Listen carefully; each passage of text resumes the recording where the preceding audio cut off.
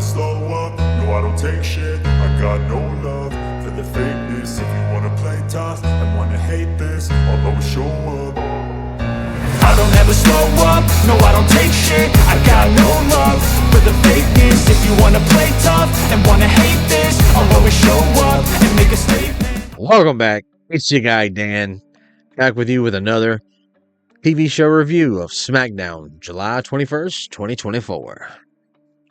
I have to say this, I was absolutely pleasantly surprised with the show tonight, after what we got with Clash of the Castle, Monday Night Raw, NXT, say his name, and tonight, it just seems like WWE is hitting their stride. They're loading up the bases, putting their last batter on there to knock that Grand Slam out, bro. And I'm fucking here for it. It's about damn time. Usually around this time of year, it gets a little stale, but I like what they're cooking. I can smell it. It's great. They did put out before the show began that they had to assign extra security in the venue, in the arena, and around the ring. If you don't know what this is for, this was probably at the end of Monday night when the Wyatt Skicks came out and they murdered people. Rest in peace, Chad Gable. They murdered motherfuckers. So we start off with that, knowing that, and then we got a little tidbit from Wade Barrett on commentary. At Clash of the Castle, Wade Barrett had a few choice words for CM Punk, Endeavor, and basically pointed right at Triple H. After the post-scrum, he doubled down on that because he did not like the way that Triple H was backing Punk. So we opened up, and this is what he sent out. I was emotionally upset and had something I said out of the heat of the moment that I regret. Being part of the commentary team, I was not professional, and I have been reprimanded for my actions, and I will be moving forward. Boy, Barrett got some bad news. We all know it's a storyline, but to me, he got some bad news, bitch. He's a bitch. I'm just kidding. Open a segment. We got 13 minutes of my favorite person in the world. I got my CM Punk for 13 minutes.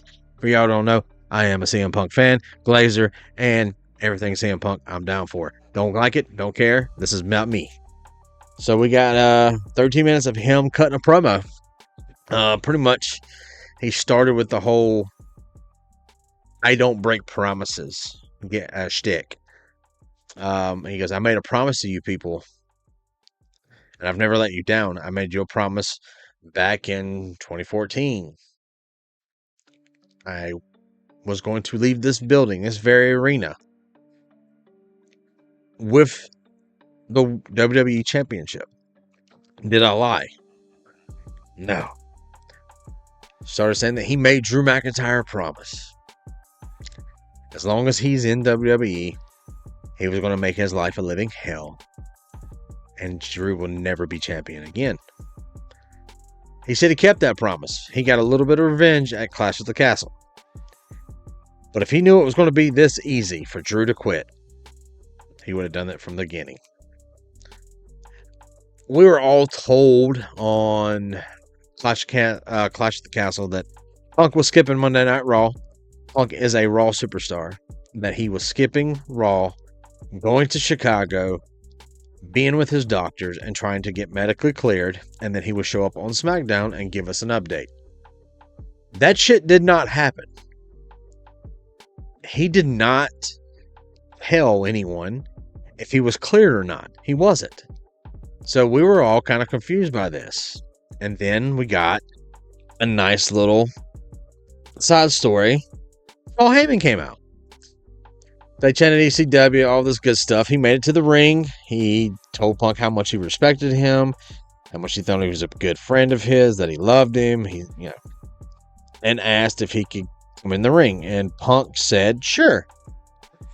He goes, "You're the only man who can interrupt my promo and get the fans to chant Roman Reigns. And I'm okay with it. I forgive you. Come in." As Paul was getting in, Punk said, "Are you okay? You don't look so good." And Paul went in for a big hug. Both of them were smiling. At this point, I've got to say this, is Paul is on a different level. Heyman is doing some great acting chops. I'm surprised he hasn't been in a movie yet. Because so far, ever since WrestleMania, he's been showing his acting chops like crazy. He's got some good range. But he basically said that he came out here to give CM Punk, to give him a favor, and to get one back in return. He told Punk, he's like, "I was sent out here to tell you that if you don't leave the ring, leave the stadium, the bloodline's coming down here to get you." And that's when Solo Sikoa's music hit, and the three came down.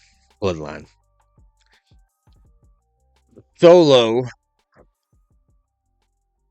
said, "If you come to my show,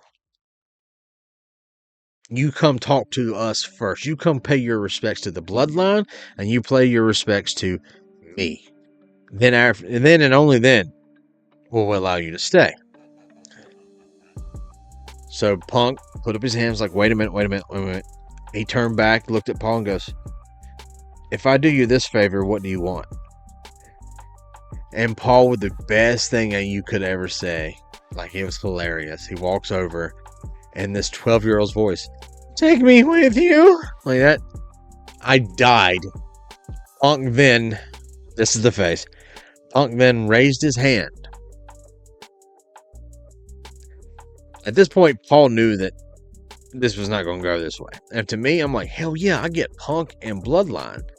Me saying, wait a minute, something ain't right. So I'm like, puts up his hand, and he goes, "I acknowledge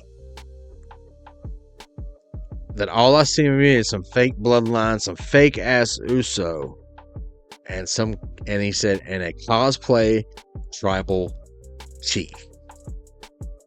The place went nuts. Paul put his hands over his face like, oh my God, this was it right here. So they come up, they get up on the ramp, and you're thinking, okay, this would be the perfect time for Drew to come in and beat on Punk. Didn't happen. Cody slides in with some backup, throws Punk a baseball bat, and then they pretty much just stand there. Which I thought this was weird. This was all supposed to be about Punk getting cleared. Didn't happen. And I'm like, all right, we're going to get a tag match with these two and the Bloodline. And I'm like, wait a minute. This brand shit is starting not to matter again. Anyway, Cody said, nope. I challenge you, Solo, for a one-on-one. A mano a mano. Just me and you. And he said, I accept. So, second match of the night. We got a triple threat Money in the Bank women's elimination match with Bianca Belair, Mia Ying, and Chelsea Green. This match didn't go very long. But it was also a comedy thing. Alright, so Chelsea Green is a great wrestler, but she is the Carmella right now of the women's division. She screams, she's high pitched where you can't stand to be around her. She's a comedy. And then this happened. She threw Bianca out of the ring and then pinned Mia Ying for her shot at the Money in the Bank. And I was like, this makes no fucking sense to me right now. And then I was like, wait a minute. Where is Money in the Bank taking place? Calgary. Where is Chelsea Green from? She's Canadian. So there you go. We get a cut backstage and the door opens up and we get a bloodied and battered CM Punk laying on the ground. You motherfucker. And a Drew McIntyre standing above him with blood on his hands.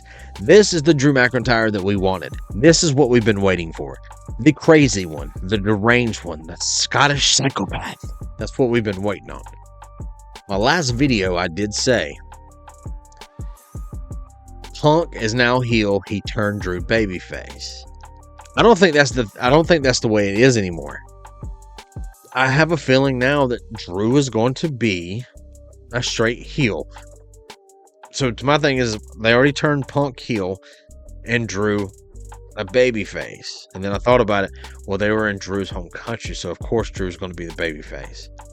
Tonight we're in Chicago, Punk's hometown, and Punk was doing babyface type things. Drew attacks Punk in his hometown. So now I'm fucking confused. I don't know who's the heel and who's the face in this scenario. I don't know if we're getting a double heel or double face. I don't know. But I'm fucking here for it. Drew picked this man up and took him to the front of the building, out to the stage, and just threw him off his back. Got down on one knee like he was about to do the clobbering time. Reached back and grabbed a French flip bracelet off of CM Punk's arm and put it in his pocket. He pushed Nick Aldis. Nick Aldis pushed him back. There you go. That was the end of the angle for the night. The next, we had a Money in the Bank men's triple elimination match. It was Carmelo Hayes versus Randy Orton versus Tonga. And I'm sitting there thinking, I'm like, they're not going to let Tonga win this. It's not going to happen. It's not going to fucking happen. And they're not going to let Randy win this one. Randy's not winning this. So I was like, they're going to give it to Carmelo Hayes. And they did. And I'm for it. Ever since he got brought up to the main roster, they've done nothing with the guy. So to me, perfect fit for him. Then we get a promo package with LA Knight. Santo Escobar comes down to the ring, and they squabble for a second. He hits him with blunt force trauma. And then we were thinking that we're not going to see Logan Paul, and he shows up and he hits 3 moves on him. Hits him in the back of the neck, picks him up, slams him into the ring. Yeah, and then he picks him and then punches him. So we know we're getting this as well. So there you go. So far, the Money in the Bank card is looking, we already kind of figured out. Next, we had another triple threat men's qualifier for the Money in the Bank. It was Kevin Owens versus Grayson Waller versus Andrade. We knew Kevin Owens wasn't winning this. At first, we thought he would because he's Canadian. But no. I was like, there's no way they're going to let Grayson Waller win because he's in a little thing with DIY. I was like, they're going to let the Speed Champion win this match. And that's exactly the way they went. I'm okay with that. Because we pretty much know Grayson Waller and the DIY, they're going to be fighting for the tag belts. Randy Orton, Kevin Owens, we know that they're going to probably team with Cody and take on the Bloodline. So now we have our so far halfway mark of the men's Money in the Bank. We got Jey Uso, we got Carmelo Hayes, and we got Andrade. So far, it's not a bad match at all. Not a bad match at all. At the end of the night, we had the Cody Rhodes and Solo Sikoa. Paul was backstage before Solo went out, asked him a couple questions. He's like, look, ever since WrestleMania, the tribal chief, Roman Reigns, said that CM Punk was off limits due to a favor to me, that he means something to me. And I found that very interesting. But then Solo's like, Paul was like, listen, we've got to do these things that he said and put in place for when he comes back to make sure that he's not upset. Solo looks dead in his face because Roman Reigns is not coming back. And he walks to the ring. Paul Heyman did that like, how is that possible? How possible? So, yeah, Solo was basically taking over the Bloodline. So it was a normal Cody and Solo match. Boring as fuck at this point.